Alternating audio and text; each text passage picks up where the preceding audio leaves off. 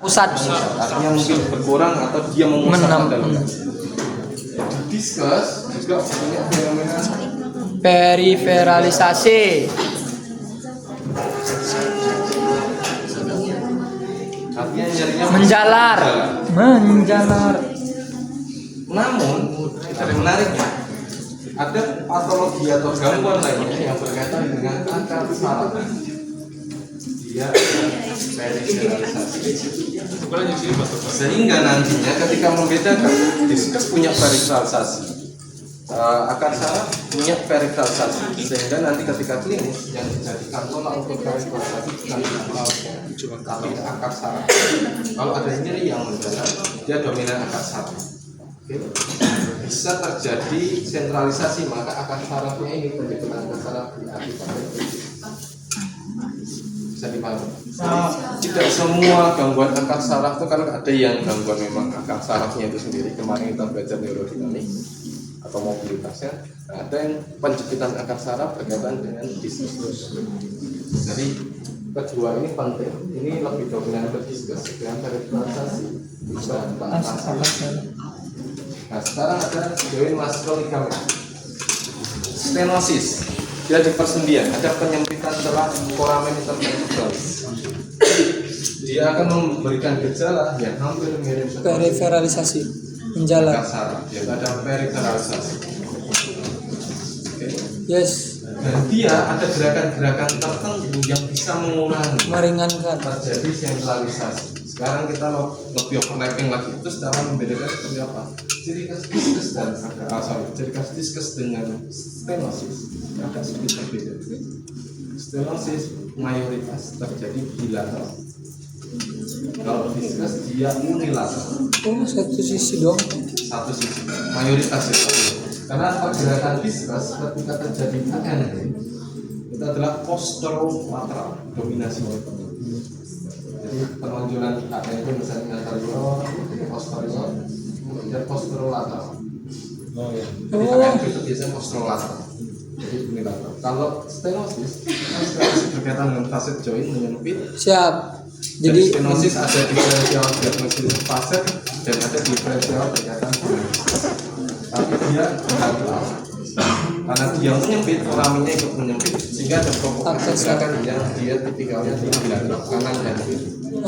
Jadi ini untuk mendiferensiasi antara diskus sama antara diskus, stenosis, facet. Facet sama-sama mungkin bisa bilateral atau bisa unilateral, tapi dia gejalanya biasanya dia lokal dan tipikal nyerinya agak sedikit berbeda. Kalau akar saraf dia ada panas, kesemutan, shooting, ada nyeri kesemutan tajam.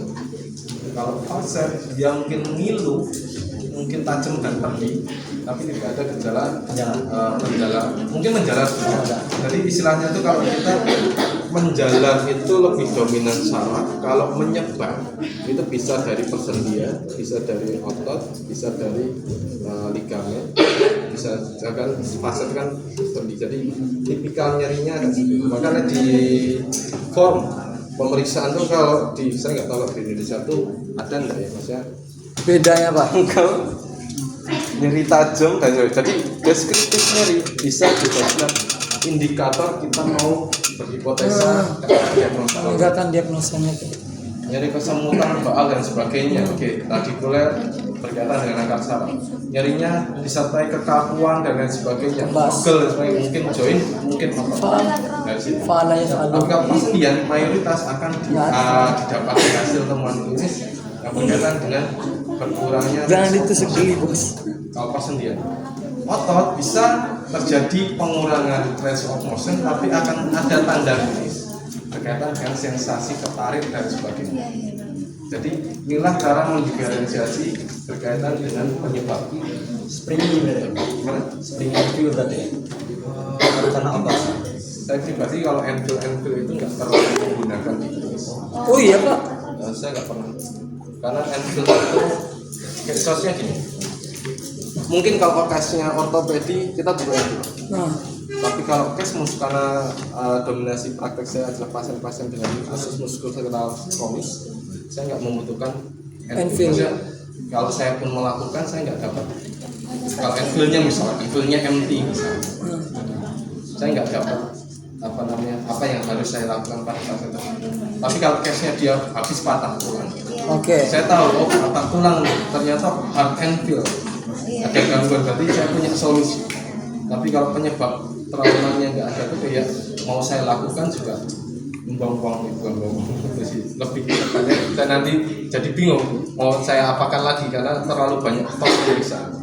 Sehingga makanya saya pribadi menggunakan membuat sedikit suatu konseptual yang mana ketika nanti di klinis pemeriksaan yang saya lakukan adalah pemeriksaan yang nanti bisa memandu saya untuk melakukan treatment. Contoh, pasien dengan gangguan leher misalnya, saya minta gerakan aktif kanan dan kiri full. Apakah saya perlu melakukan goniometri? Ya. Tapi kalau misalnya pasien susah, maka perlu melakukan goniometri. Jadi kenapa saya bisa, atau contoh MMT itu yang paling sering. Kondisi spinal MMT sebenarnya nggak terlalu spinal tulang banget. Kalian mau cek MMT flexor cervical atau extensor cervical, kalian tahan-tahan dan sebagainya kan? Iya. Atau lumbar atau thoracal. Atau misalkan pasien diminta untuk kita gerakan pas, atau terjadi perluasan lokasinya. Contoh C2 C3, diskus antara C2 dan C3, dia akan dominan di occipital. Iya. Oke, atau di ubun tengkuk. Nah, nanti agak berbeda ketika C5 C6, dia agak sedikit nyebar ke belikat, ke bahu. Tapi kita lihat akar saraf, ternyata akar saraf juga memiliki kriteria yang sama, ya kan? Contoh kita lihat C5 C6, dia aparatus diskogeni C5 C6, aparatus juga kan, ya kan? Ditambah lagi nanti ada sendi facet, jika koaksial joint, C5 C6 sama juga area. Artinya saya ingin menunjukkan kalau ada tumpang tindih tiap kausal. Jadi artinya gini, ini tidak bisa dijadikan suatu protokoler baku. Kalau nyerinya di sini pasti C5 C6 berkaitan dengan diskus. Bisa juga terjadi karena mungkin facet, bisa juga terjadi karena akar saraf. Nah, tugas kalian adalah menentukan mana yang lebih dominan. Sehingga misal ditanya bagaimana cara menentukan yang mana yang lebih dominan, maka kita butuh tes sistematik atau organisasi assessment, pemeriksaan yang terorganisir. Makanya di lumbar kemarin kita sudah belajar berkaitan dengan ini assessment. Di cervical pun sama. Dan ini akan terfollow up sampai nanti ketika membahas bahu, membahas hip. Karena kita sifatnya sebenarnya adalah sistematis atau terorganisir. Jadi misal pasien OA atau lutut sambil lutut, ini benar gara lututnya atau gara-gara lumbarnya. Jadi kita perlu mendiferensiasi sehingga nanti pendekatan kita bisa bervariasi. Oke. Aktif movement yang mana kita bisa dapat ROM dan kita dapat juga ROM yang terbatas dan nyeri atau enggak.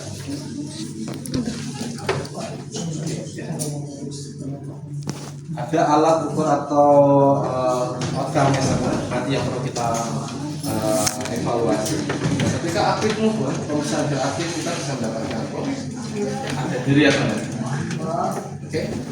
Makanya kalau di lumbar kan kemarin masih ingat early, mid, and range. Di cervical pun juga sama. Misal rotasi early, mid range, atau end range. Kenapa?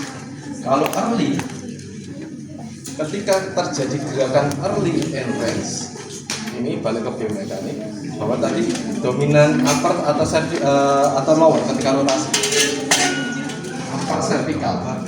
Kalau dia gangguannya di early range, awal gerakan, dan dia terbatas, maka dominasi dia gangguannya adalah 4%. Kalau dia di end range, maka gangguannya bisa di bawah cervical. Jadi cara mengetahuinya pasien diminta untuk menoleh. Dia udah mentok di sini, early range. Berarti kita udah tahu gerakan rotasi early didominasi upper cervical daripada lower cervical. Sehingga hipotesisnya kita atau pemeriksaan kita asumsinya adalah mungkin ini gangguan di upper cervical dengan lower cervical. Sedangkan ketika nanti pemeriksaan geraknya dia ternyata gangguan di end range, gerakan akhir ada sensasi ganjel, sakit, provokatif yang lainnya, maka kita bisa berasumsi ini mungkin lower cervical. Jadi pemeriksaan lower cervical akan dibutuhkan pada pemeriksaan pasien tersebut. Terlepas nanti kita akan screening semuanya, tapi kita harus punya asumsi ketika melakukan pemeriksaan gerak aktif berdasarkan aktif dan pasif. Sehingga maksud saya, kalian tidak hanya melakukan secara protokoler, pemeriksaan gerak aktif misalnya nanti status klinis ya. Pemeriksaan gerak aktif terbatas, range of motion-nya rotasi hanya 15 derajat. 15 derajat itu early atau end range? Terus interpretasi dari keterbatasan itu apa? Jadi harus kita tahu, 15 derajat dia early range misalnya. Mungkin kita punya hipotesa bahwa ini gangguannya di upper cervical. Nanti mungkin bisa kita lakukan pasif untuk upper cervical. Jadi ini akan terfollow up. Nah, ada early dan mid and range yang mana dia punya ciri khas yang berbeda-beda. Nah, case-nya adalah misalkan pasien-pasien dengan ada gerakan spesifik yang memprovokasi. Contoh, dia nunduk, dia langsung nyeri kejut. Maka mungkin ada gangguan spinal cord compression. Ketika ada pasien dengan spinal cord compression, maka pertimbangkan untuk dilakukan referral, rujukan ke dokter spesialis. Kita bisa menangani secara mungkin menggunakan modalitas, tapi mungkin akan diproseskan habis terapi langsung ke dokter spesialis untuk di screening lebih lanjut. Jadi ada nyeri kejut, dari kejut bisa bilateral sampai bahu dan sampai ke tangan ketika menunduk. Nah, ketika ekstensi dia ternyata ada nyeri penjalanan, sama prinsipnya seperti lumbal, mungkin ada stenosis. Spinal stenosis. Jadi ketika ekstensi kok nyeri penjalanan juga spinal stenosis. Oke. Nah, namun apabila misalkan kalau stenosis kan kita sudah tahu treatmentnya, ini sakit nyala, ini enggak, lebih enak, berarti treatmentnya difleksi. Tapi kalau spinal cord compression mending dilakukan rujukan karena takutnya akan ada komplikasi atau manifestasi medis lainnya. Kan kita nggak tahu kita penanganan. Atau pasien ketika dilakukan pemeriksaan gerak, dia melaporkan adanya pusing, mual, berkunang-kunang. Jadi ada gangguan vaskular, patologi vaskular.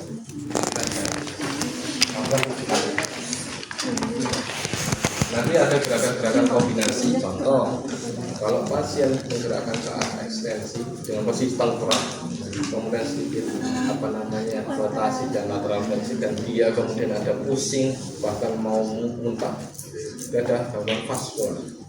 Vaskular ini nanti juga berkaitan dengan vestibular. Ini pemeriksaan yang nanti advance. Nah, sampai terlebih dahulu, kalau misalkan provokasinya ternyata nggak ada semua, atau mungkin nggak ada stenosis, ya kita udah tahu treatment yang bisa menguranginya, gerakan yang mengurangi, fleksi misalnya. Tapi ternyata ini nggak ada semua provokasinya. Tapi kita tahu ada range of motion tertentu yang dia terbatas, ada yang mungkin nyeri. Maka kita bisa menggunakan stimulus mekanik berupa manual terapi pada pemeriksaan tersebut. Artinya kita lakukan stand pressure apakah bertambah atau tidak, atau nyerinya berkurang atau tidak. Ketika memang berkurang, dijadikan suatu treatment. Jadi pemeriksaan dan treatment selalu berbarengan untuk case atau untuk konteks praktek manual terapi. Karena kita nggak bisa pemeriksaan kita kelarkan dulu baru kita melakukan treatment. Karena apa? Saya bilang nggak bisa karena kita nggak tahu treatment manual mana, teknik yang mana yang cocok untuk pasien kalau kita tidak dicoba di awal waktu pemeriksaan. Contoh, kalau misalnya mendapatkan pasien dengan keterbatasan LPS sudah dicek MMP dan sebagainya, kemudian kalian lakukan manipulasi. Belum tentu ketika dilakukan manipulasi pasiennya nyerinya berkurang. Tapi ketika pemeriksaan dicoba untuk mobilisasi terlebih dahulu dan seperti ternyata berkurang dan ada gerakan-gerakan nanti hasilnya adalah repeated movement testing ternyata berkurang, maka kita sudah mendapatkan solusinya di awal terlebih dahulu. Jadi ketika kita menulis program, kalian pernah ini di pemeriksaan fisioterapi ada praktek informed consent nggak? Jadi ketika konsultasi kita melakukan pemeriksaan, kita melakukan perencanaan program, kita minta tanda tangan ke pasien menyetujui atau tidak. Karena kalau di klinis, apalagi kalau praktek mandiri yang dia direct akses, maksudnya pasien bisa langsung ke datang fisioterapi, kita harus melakukan itu. Contoh saya misalnya praktek, pasien datang, saya lakukan assessment, baru programnya nanti apa-apa aja. Tapi kalau misalnya saya hanya melakukan treatment, program saya kan melakukan pemeriksaan secara komprehensif tanpa memperhatikan sistematik tadi, program saya agak random. Oh ada, misalnya kita ngikutin kalian kan ICF gitu. International Classification Function ini artinya ada impairment, functional limitation, dan participation restriction atau disabilitas. Kalian melakukan programnya nanti jangka pendek dan jangka panjang. Ini kan secara general. Itu bisa dipakai, tapi kalau di klinis utamanya itu bisa jadi terlalu overload untuk program, tidak spesifik. Tapi kalau kita sudah tahu misalnya dari pemeriksaan contoh aktif movementnya dia tidak ada provokasi, dia hanya nyeri di derajat 35 misalkan dan ada kekakuan, dilakukan sustain mobilisasi atau sustain pressure ketika mobilisasi dapat mengurangi nyeri. Artinya di form saya pemeriksaan saya menulis adanya hipomobil atau keterbatasan ROM di early range misalkan saya sudah punya solusi, treatment programnya adalah mobilisasi muligan misalkan atau SNAT atau sustain natural visual glide misalnya. Sehingga nanti ketika saya tawarkan ke pasien, Pak, problemnya seperti ini, kita sudah menemukan solusinya, treatmentnya adalah seperti ini. Bapak setuju atau tidak? Kalau di awal dia sudah merasakan efeknya,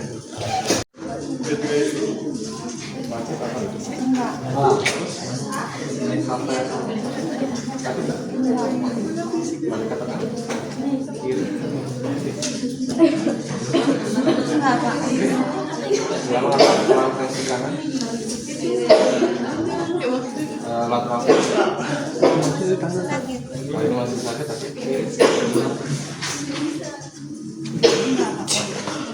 tapi ketika saya lakukan sustain hanya tersisa ekstensinya ekstensi aman. Ketika saya lakukan sustain yang provokatif tadi jadi tinggal satu langkah kaki kanan ya. Artinya ketika kalian lakukan mobilisasi di awal, kalian sudah menyelesaikan beberapa gerakan yang awalnya sakit menjadi tidak sakit atau dia sedikit berkurang. Bersisa lateral fleksi kanan. Maka saya mungkin bisa melakukan pendekatan pasif atau menuju proses lagi. Oke, artinya ini adalah sustain. Yang bisa dilakukan adalah thumbs-nya kita pegang di spinosus. Pegangnya di berapa? Jatuh gitu. Ya, cari lakukan palpasi. Poin mana yang dia sensitif boleh, atau poin mana yang dia itu sekiranya dari analisa kita ini dominan untuk menggerakkan sel-sel. Nah, ini bisa dilakukan. Misalkan saya mau jump out untuk pemeriksaan lainnya. Artinya saya nggak kan ada sistematik secara follow up berurutan. Tapi karena saya melakukan trial, saya sudah punya gambaran mobilisasi apa yang perlu saya lakukan. Saya jump out untuk langsung melakukan pendekatan homeopatis. Silakan berbuat Pak. Sini aja ke Pak. Kepala agak sedikit mengganggu. Saya akan melakukan jump out untuk atau meloncat itu artinya saya nggak sesuai prosedur pemeriksaan, tapi karena itu kan didasari alasan punya hipotesis, saya melakukan mobilisasi yang dinamakan lateral glide. Sebenarnya adalah kontralateral glide. Artinya mobilisasi arahnya adalah berlawanan arah yang sakit. Hilang ya. Nanti yang sakit kanan apa kiri? Artinya saya perlu melakukan mobilisasi ke arah kanan. Tipsnya adalah ini harus menggantung. Ini bisa ditempelkan di perut atau pokoknya dia harus terfixasi. Tangan kita dia posisinya gini, jangan gini, tapi gini. Karena ini untuk arah gerakan. Yang bisa saya lakukan adalah kayak gerakan acak-acak. Sakit? Lakukan mobilisasi. Misalkan kalian mau osilasi sini Berapa kali, Bu? mungkin 10 kali atau hanya sekedar mobilisasi. Sekarang duduk lagi. Gerakan lateral flex. Masih video. Coba gimana? Ih, Nggak ada. nama. Jujur aja, Mbak, jujur aja. Diceritakan. Iya apa? Wah, iya apa? Suka tahu, Pak. Oke. Artinya karena saya jump out, saya udah tahu langsung saya trialkan di pemeriksaan, makanya saya nggak melakukan secara dosis sesuai karena saya hanya mencoba aja. Akhirnya saya sudah punya 2 pendekatan pada pasien ini. Padahal saya hanya melakukan pemeriksaan gerak aktif. 1 sustain, 2 adalah lateral secara kontralateral. Nah, saya punya gambaran, artinya punya asumsi lagi bahwa nanti ada pendekatan yang efektif bagi melakukan gerakan retraksi. Jadi ini tidak jangan menyetor tapi hanya tap. Ini boleh menyetor boleh. Kalau baru Pak. Nah, relax. Gerakannya adalah ini untuk menyangga, ini untuk mendorong. Cinta. Cinta. Masih cinta. Nah, mungkin lakukan 5 kali dulu boleh. Sekarang dievaluasi lagi.